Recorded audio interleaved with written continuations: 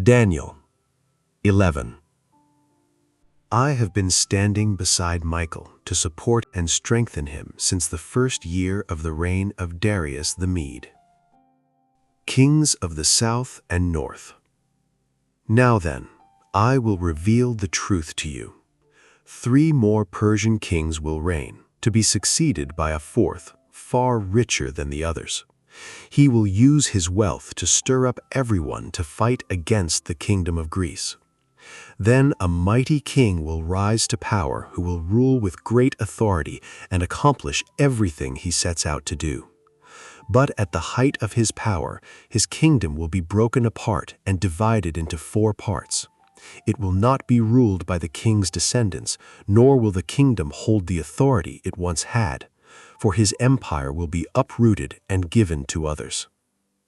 The king of the south will increase in power, but one of his own officials will become more powerful than he and will rule his kingdom with great strength.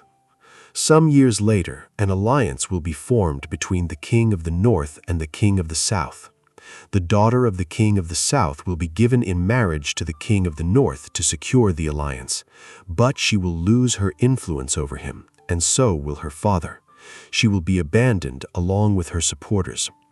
But when one of her relatives becomes king of the south, he will raise an army and enter the fortress of the king of the north and defeat him. When he returns to Egypt, he will carry back their idols with him, along with priceless articles of gold and silver. For some years afterward, he will leave the king of the north alone. Later, the king of the north will invade the realm of the king of the south, but will soon return to his own land. However, the sons of the king of the north will assemble a mighty army that will advance like a flood and carry the battle as far as the enemy's fortress. Then, in a rage, the king of the south will rally against the vast forces assembled by the king of the north and will defeat them. After the enemy army is swept away, the king of the south will be filled with pride and will execute many thousands of his enemies, but his success will be short-lived. A few years later, the king of the north will return with a fully equipped army far greater than before. At that time, there will be a general uprising against the king of the south. Violent men among your own people will join them in fulfillment of this vision, but they will not succeed. Then the king of the north will come and lay siege to a fortified city and capture it. The best troops of the south will not be able to stand in the face of the onslaught. The king of the north will march onward unopposed. None will be able to stop him. He will pause in the glorious land of Israel, intent on destroying it. He will make plans to come with the might of his entire kingdom and will form an alliance with the king of the south. He will give him a daughter in marriage in order to overthrow the kingdom from within, but his plan will fail. After this, he will turn his attention to the coastland and conquer many cities. But a commander from another land will put an end to his insolence and cause him to retreat in shame. He will take refuge in his own fortresses, but will stumble and fall and be seen no more. His successor will send out a tax collector to maintain the royal splendor, but after a very brief reign he will die, though not from anger or in battle.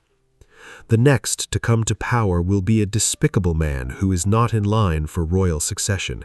He will slip in when least expected and take over the kingdom by flattery and intrigue.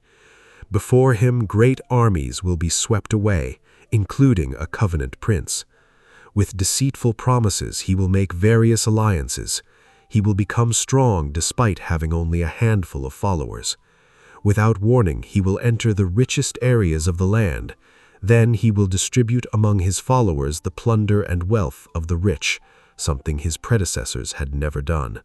He will plot the overthrow of strongholds, but this will last for only a short while. Then he will stir up his courage and raise a great army against the king of the south. The king of the south will go to battle with a mighty army, but to no avail, for there will be plots against him. His own household will cause his downfall. His army will be swept away, and many will be killed. Seeking nothing but each other's harm, These kings will plot against each other at the conference table, attempting to deceive each other. But it will make no difference, for the end will come at the appointed time. The king of the north will then return home with great riches. On the way, he will set himself against the people of the Holy Covenant, doing much damage before continuing his journey. Then, at the appointed time, he will once again invade the south, but this time the result will be different. For warships from western coastlands will scare him off, and he will withdraw and return home. But he will vent his anger against the people of the Holy Covenant and reward those who forsake the covenant. His army will take over the temple fortress, pollute the sanctuary, put a stop to the daily sacrifices, and set up the sacrilegious object that causes desecration. He will flatter and win over those who have violated the covenant. But the people who know their God will be strong and will resist him. Wise leaders will give instruction to many, but these teachers will die by fire and sword, or they will be jailed and robbed. During these persecutions, little help will arrive, and many who join them will not be sincere. And some of the wise will fall victim to persecution. In this way they will be refined and cleansed and made pure until the time of the end, for the appointed time is still to come. The king will do as he pleases, exalting himself and claiming to be greater than every god, even blaspheming the God of gods. He will succeed, but only until the time of wrath is completed, for what has been determined will surely take place. He will have no respect for the gods of his ancestors, or for the God loved by women, or for any other god, for he will boast that he is greater than them all. Instead of these, he will worship the God of fortresses, a God his ancestors never knew, and lavish on him gold, silver, precious stones, and expensive gifts. Claiming this foreign god's help, he will attack the strongest fortresses. He will honor those who submit to him, appointing them to positions of authority and dividing the land among them as their reward. Then, at the time of the end, the king of the south will attack the king of the north. The king of the north will storm out with chariots, charioteers, and a vast navy. He will invade various lands and sweep through them like a flood. He will enter the glorious land of Israel, and many nations will fall, but Moab, Edom, and the best part of Ammon will escape. He will conquer many countries, and even Egypt will not escape. He will gain control over the gold, silver, and treasures of Egypt, and the Libyans and Ethiopians will be his servants. But then news from the east and the north will alarm him, and he will set out in great anger to destroy and obliterate many. He will stop between the glorious holy mountain and the sea, and will pitch his royal tents.